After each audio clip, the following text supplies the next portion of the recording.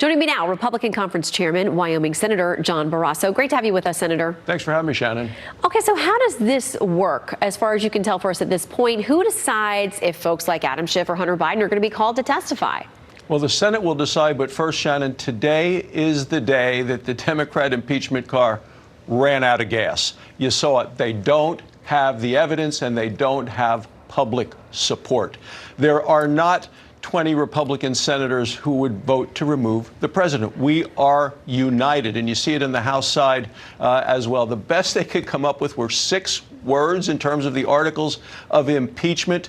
It is astonishing that they have continued to obstruct legislation for over a year with this obsession with impeachment, and it's not going anywhere. Okay, so I think you and I have talked about these whispers around Washington that, oh, there are Republican senators who are going to break and vote against the Senate, against the president. Are you saying tonight you don't think you'll lose a single one? Well, that's hard to say. The Democrats from the House will come and make their case in the Senate. People want to listen to hear what they have to say.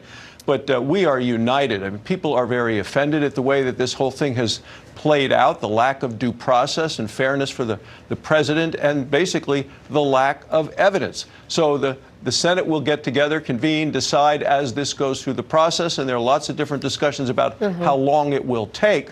But I will tell you, when the final Jeopardy question is asked, I know that the president will still be in office.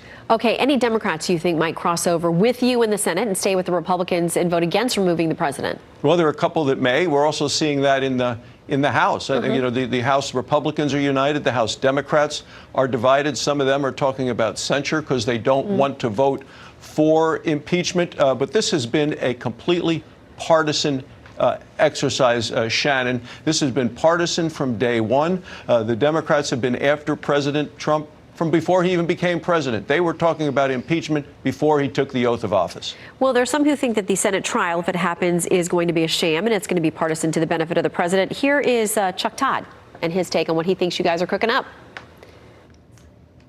It is looking clearer and clearer to me that we are not going to, I think we're not going to have a real trial because the White House is going to set up a straw man of what they think is fair that includes, you know, all the Bidens testifying.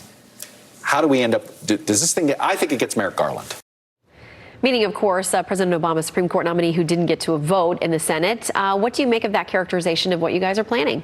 Well, we're going to listen to the evidence that the House has to present, the articles of impeachment. House members will come over and make that presentation. The president will be able to make his defense. And I think at that point we'll say, do people have enough information to vote in terms of impeaching and removing the president from office? And I think at that time, the majority of the Senate will say, yes, I'm ready to vote. So we don't need additional witnesses at that time. But we are united at what has been a completely partisan effort against this president. And if there's been any obstruction of justice, it's not been by the president. It's been by the Democrats in the Senate in terms of abuse of the powers that they have, because they've been using those to hurt the president in our efforts to get things done to move the country ahead. Okay, to that point, very quickly, I want to ask you about USMCA. The House leadership saying today it's moving forward. Senator McConnell saying, nope, probably not until after a Senate impeachment trial. One of the people on the press team for House Speaker Nancy Pelosi called that nonsense, saying that this thing should get moving.